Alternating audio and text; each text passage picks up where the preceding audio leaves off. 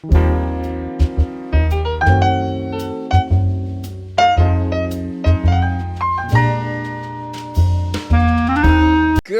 morning, everybody.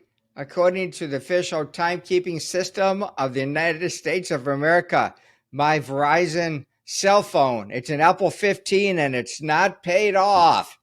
It's about 10 o'clock Eastern on this May 3rd, 2024. It's a beautiful day in Cincinnati. Well, it was a beautiful day yesterday. Today, Jim, I think we're expecting some rain, aren't we? Not expecting, getting. At Getting least where I'm some at, I'm rain. getting rain. I So think tomorrow's going to be decent, but the next few days after that, we're expecting some precipitation to fall and hopefully keep our cars clean. well, that's good. Anyway, I'm planting some grass, so I need the rain. I'm Marc Kiner in the light blue shirt, joined by my partner, Jim Blair. Jim's wearing his dark blue shirt.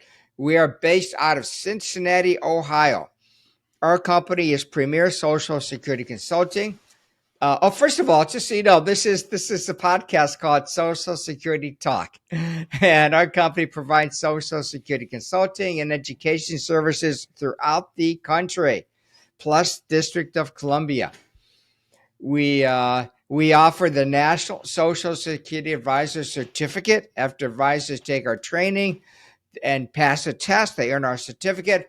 Joining Jim, 2,800 folks across the country that have earned our certificate so far. Jim, we offer the gold standard of support, don't we? Yes, we do. When folks take our class, they can email us with questions. They can call us with questions. Had a call just before this started about about signing up for Medicare under the special enrollment period. So we offer that to our advisors. And pretty much when they need some answers about Social Security, they call us or email us. Additionally, we offer Social Security update webinars every month. And every other week, we have a Social Security open forum where advisors ask us questions. In our class, we emphasize situational Social Security because everyone around the country is in a unique and different situation. And for advisors to take our training, we also talk about those probing questions so clients can get more money out of the Social Security system. To learn more about our education and services, please send me an email, mkiner, Kiner, at mypremierplan.com. Call me directly, 513-218-8505. Please connect with me on LinkedIn because I do put a lot of, this is a word I'm looking for, Jim. I post a lot of good content to LinkedIn and Social Security. Go to your LinkedIn page, send me a connection request. That's Mark with the C, Kiner, Kiner. So, Jim, this is what I thought we'd do today. Now that all the propaganda is over in the commercials, at least for now, we'll get back to it later, I'm sure. Jim, let's talk about surviving spouses. I would say, in our class, we just taught a class in Cleveland this past week, and we also had a webinar just, I think, a couple weeks ago. Yeah, a webinar. And one of the sections in our education, Jim, that gets a lot of discussion going is surviving spouses, widows and widowers, because so many people don't understand who qualifies for surviving spouse benefit, how much you may get, what does the earnings test apply, how are kids impacted, so forth and so on. And that 860 rule, Jim, people don't understand the 860. They always get that confused. So, Jim, let's talk about surviving spouses. Just go over some of the general requirements to collect as a surviving spouse, please. Sure. And one of the most important part of this is there's a term called deemed filing that does not apply to surviving spouses, which allows someone to take a benefit under one record and switch to a different benefit later and maybe end up with higher income in the meantime. So for survivor benefits to be eligible, you have to be age 60. Now, if someone is age 50 or older and they become disabled within 7 years of their spouse's death, they can file for disabled widows or widowers benefit. But normally we're talking about age 60. You can file for the survivor benefit, either as a widow, widower, or surviving divorced spouse. You have to have been married to the deceased for 9 months or more. Couple of exceptions here. If the deceased was in the military service and died in the line of duty, Social Security will disregard the 9-month rule. If the individual who passed away was in decent health, had a life expectancy of more than 9 months, but died as a result of an accident, again, Social Security will disregard the 9-month rule.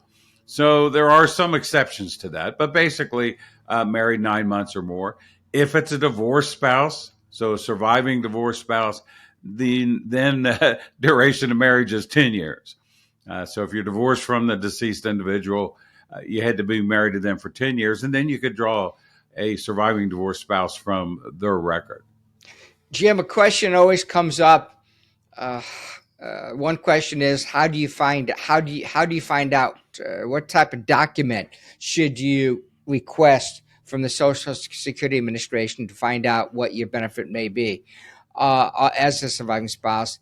Additionally, a question might be, how much does the surviving spouse receive? So let's talk about that first. If somebody passes away leaving a surviving spouse, what does that surviving spouse receive and what age? Yeah, at full retirement age, and that is the full retirement age of the individual filing for benefits, the surviving spouse.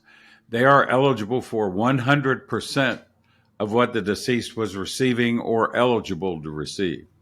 The Social Security calls that a death PIA. PIA stands for primary insurance amount. Basically, that's the dollar amount you're eligible for at full retirement age. So they would compute that amount, and that's what the surviving spouse is eligible for at their full retirement age. If the deceased had earned some delayed retirement credits along the way, they are also eligible for that benefit. Now, on the other side of that coin, if the deceased took their benefit at age 62, it's going to reduce that amount too. And I don't want to get too far in the weeds on this as well, but the easy answer is you're eligible for what the deceased was eligible for.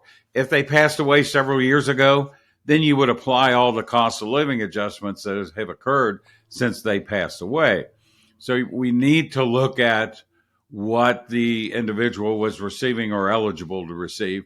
And sometimes that means you have to go into the Social Security office. You'll contact Social Security if you drew any benefits off of that person's work record. For instance, you filed for and received the lump sum death benefit. And at that point, you weren't filing for your Social Security benefit, then that is proof enough that you're eligible for the benefits. Otherwise, you may need the death certificate. Death certificates generally show the surviving spouse. That'll work. If that isn't available, or for whatever reason it doesn't show, then you would provide your marriage certificate. Now, if it's a surviving divorce spouse benefit, we have to get a little further. You need to show the divorce decree, because you're showing not only were you married to that individual, but you were married to them for 10 years or more. And a lot of the divorce decrees will show the date of marriage on it. If it does, that's all you need. If it doesn't, you also have to show your marriage certificate. So usually it's a trip into the office because they want to see those documents. They're just not readily available to the people at the Social Security office. So you're listening to the Social Security Talk podcast. Your hosts are Marc Heiner. That's yours truly. That's the name of a restaurant, Jim. Yours truly, based out of Cleveland, Ohio. No? Joined by my partner, Jim Blair. We are both, it's a Cleveland, Jim is more a Cincinnati sports fanatic, and I am more a Cleveland sports fanatic. Hopefully we have a lot to cheer about during when the Major League Baseball playoffs come about. Right, Jim? That's right. That's what we're looking forward to. I don't think I've ever seen Cleveland and Cincinnati in the World Series together. Oh, that would be fun. That would be fun. Definitely. Jim, not sure if you mentioned this or not, but what percentage, if somebody's full retirement age is 66 and they begin at 60. What percentage do they receive? Well, actually, the percentage is the same regardless of your full retirement age. So if it's 66, 67, or somewhere in between, at age 60, you're going to receive 71.5% of the death PIA I was just talking about. So the deceased individual's full retirement age benefit, you'll receive 71.5% of that. Uh, Full retirement age does move around. It depends on your year of birth. It could be anywhere from 66 to 67 or months in between. And the closer you get to that full retirement age, the less of a reduction. But it is different if your full retirement age is 66 versus 67. Okay, great. Thank you, Jim. So there is a specific document that surviving spouses should request from the Social Security Administration. What is the name of that document, Jim? That's called the benefit matrix. And what I like about this, it's printed up right from the Social Security office, and it will show you a lot of information. But the main thing, it will give you what your benefit would be. You can have your own benefit on there, plus the survivor benefit. And for the survivor benefit, it will show what you would receive at age 60, or if you wait till age 60 in 1 month, 2 months, 3 months, all the way up to your full retirement age. So you pick the month you want benefits to begin, and you can see what your benefit would be. For your own benefit, it will do the same thing for age 62 up through age 70. It makes it real easy to decide what benefit do I want, how much will I receive at a specific age I'm thinking about retiring, and do I take my own benefit first and switch to the survivor benefit later, or do I take the survivor benefit first and switch to my own later? So it's a great tool. Let's talk about the annual earnings test. I was at a Cincinnati Reds baseball game about a couple weeks ago. I was sitting next to this guy's name is Harold. And we were talking about Social Security. Go figure that out, Jim. Anyway, Harold and I were talking about surviving spouses and what they get. And then we talked about the annual earnings test. And Jim, Harold told me that there's such a thing out there called the death exception, which basically means that surviving spouses are not NOT subject to the annual earnings test. I wanted to run that by you, Jim. What is the death exception? Because I haven't read about that yet. Yeah, poor Harold, the death exception is a figment of his imagination. So folks receiving benefits, and that includes widows, widowers, and surviving divorced spouses. If you file for that survivor benefit and you are not yet full retirement age, you're subject to the annual earnings test. The annual earnings test says if you earn over a certain amount of money, Social Security is going to hold back some of your, or maybe all of your Social Security benefits. So if you earn over $22,320 in 2024, then Social Security is going to withhold $1 for every $2 you go over that. That applies to all benefits Social Security has, except for disability. They have their own rules about working. But the annual earnings test does apply to widows, widowers, and surviving divorced spouses. Jim, we also talk about in our class a concept that relates to age 70. No, not age 70, Jim. It's more like age 60. So to collect a surviving spouse benefit, you generally need to be single. So many questions we get in our class is, what happens if somebody gets married? What happens then, Jim? Do the surviving spouse benefits end? Well, and so the rule says, as you mentioned, you're supposed to be single to draw widows, widowers, or surviving divorced spouse benefits. If someone remarries after they attain age 60, then that marriage is ignored by the Social Security Administration. You will continue to receive your benefit, or if you haven't filed yet, you can file later. So the key is the date of marriage. As long as that occurred after you attain age 60, you are still eligible for the survivor benefit. People confuse that with divorced spouse benefits because regardless of your age, if you remarry and you're receiving a divorced spouse benefit, meaning your ex is still alive, those benefits will stop.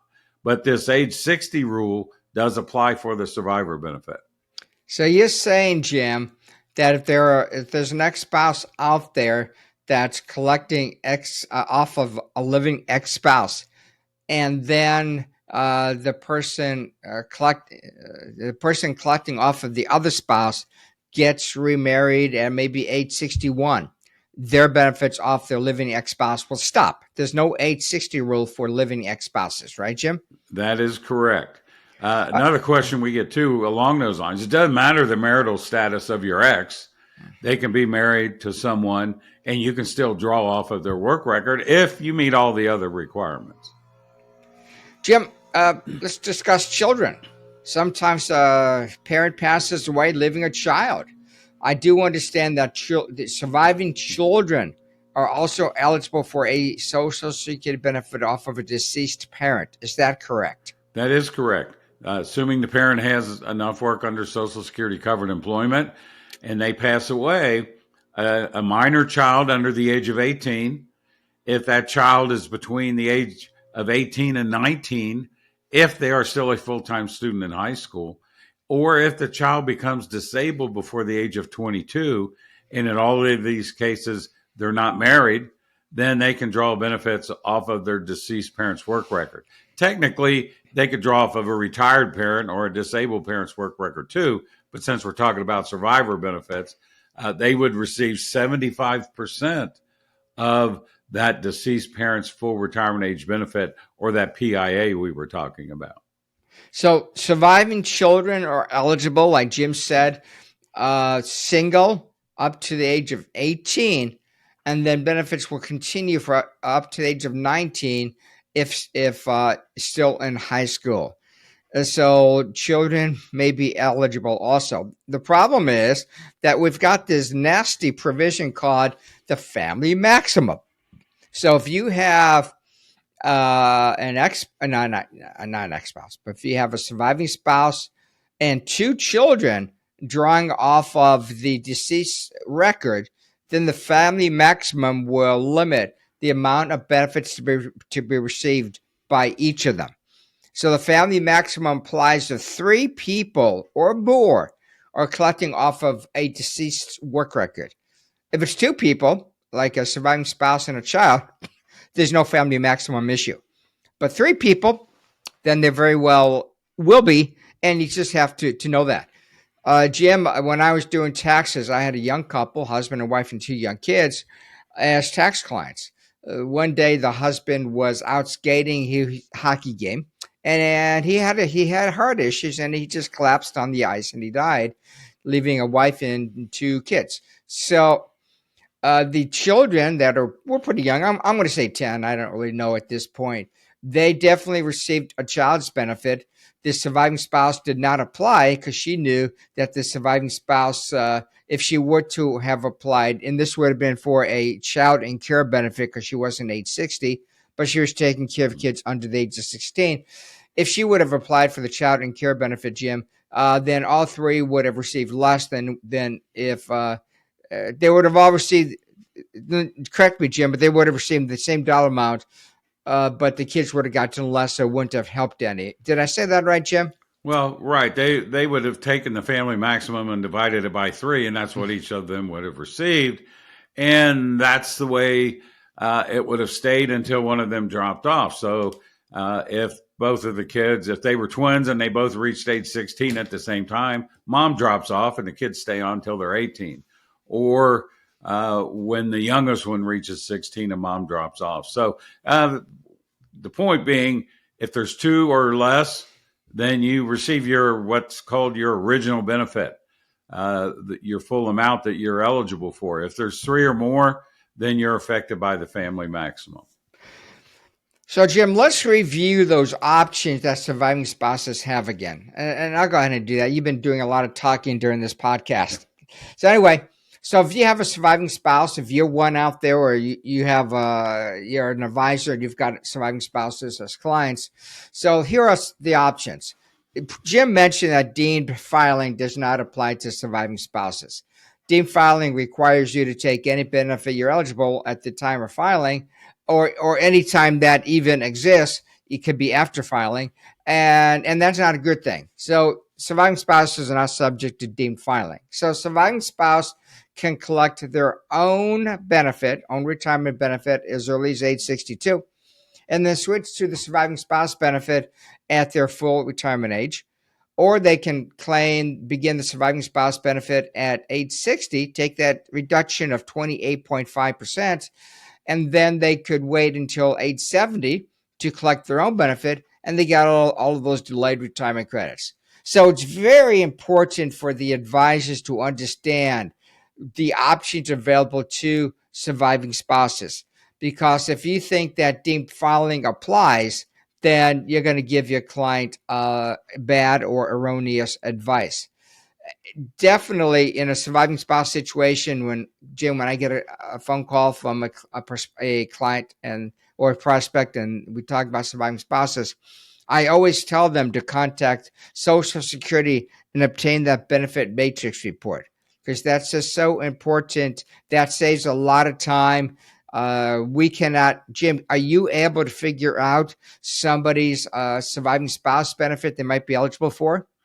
It's possible to compute that. You need a list of all of the deceased individual's earnings year by year. If you have that, then you can figure it out. But it's easier to call Social Security. The general public isn't going. There's no computer software out there, I think, that you could just go into and put their name and date of birth, and it would tell you what their full amount, their PIA would be. So it's just contact Social Security. They all know if you call them and ask for the PIA, they know what you're talking about, and they would be able to give you that information. Perfect. Just a reminder, this is the Social Security Talk podcast. I'm Marc Kiner, joined by my partner in the dark blue shirt, Jim Blair. Our company is called Premier Social Security Consulting, and we basically offer a couple of different services, really more than two, Jim, but the one is Social Security Consulting and also Social Security Education. And we offer the National Social Security Advisor Certificate after advisors take our training and pass our test. You can take our class one of three ways: live in person. Join us in Kansas City, Chicago, and Cincinnati this year. You could join us on a live webinar. Our next one is May 20th from 8 to 4:30 Eastern Time. Or you could purchase and register for our on-demand videos. Our website is www.premiernssa.com.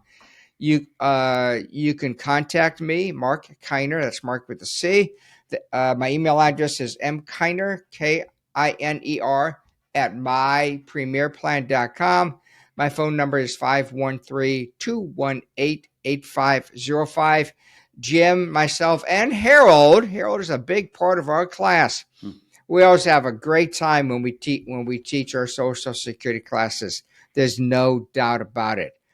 Jim, any final comments you'd like to make before we sign off on this podcast? Certainly, regardless of your situation, it's different than your neighbor's. Don't do what your neighbor does. You should make a plan. You're going to receive Social Security benefits the rest of your life. You want to make sure you do it right and maximize benefits for your particular situation. So think about it in advance. Do some research. Contact someone. Doesn't have to be us, but talk to someone who is well aware of the different options out there for you, so that the benefits you receive are correct. And if you're an advisor, a financial advisor for someone, you want to make sure your clients maximize their benefit and maximize what they receive from Social Security, so it puts less pressure on their other sources of income. I want to thank everybody for joining us today. Be on the lookout for our next podcast, which will be our next Social Security Talk podcast, which will be sometime in June of 2024. Until then, bye, everybody. Bye, Jim. Bye.